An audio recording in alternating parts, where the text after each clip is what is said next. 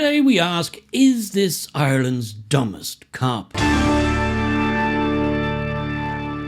think it's fair to say our police force on Garda Síochána is in something of a state of crisis. Record numbers are leaving or taking early retirement, and recruitment efforts are floundering.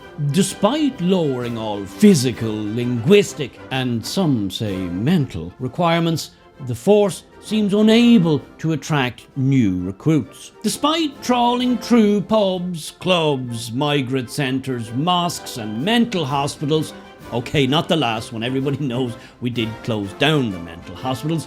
Most of the prior customers seem to have fanned out into the mainstream media, the NGO sector and politics, alas. They just can't seem to find enough willing recruits. Could it possibly be that in a collapsing, dysfunctional society, no one these days actually wants to be a police officer? You can make your own judgments on that one.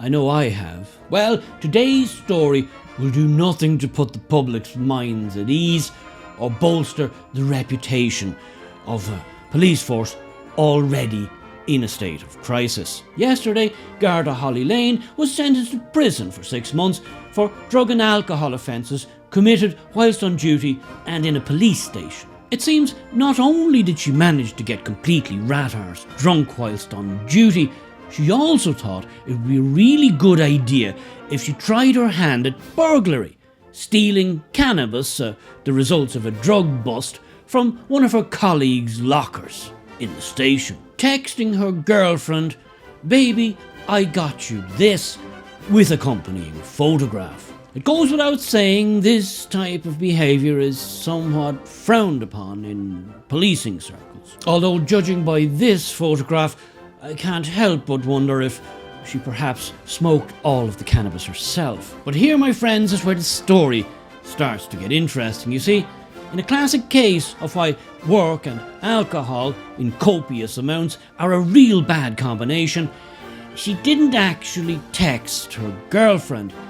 No, what she actually did was text her work colleague's WhatsApp group. Yes, she managed to send full details of her recently committed crime to a group consisting entirely of officers of the law. As the old saying goes, you really couldn't make it up. So now she's going to have the pleasure of spending a happy 6 months in the company of some of those she probably helped put away. Some even perhaps for drug offences. What a fun time that will be, I've no doubt.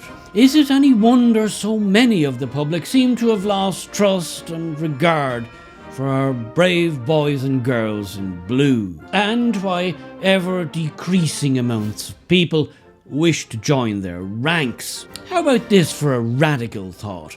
Why don't we just reinstate all the old tests and requirements we used to have for the force, and on top of that, introduce random drug and alcohol tests while on duty? Oh, and one last thing, to guard against the Holly Lane types getting into the ranks and queering the pitch, as it were, perhaps an entry IQ test could be an idea.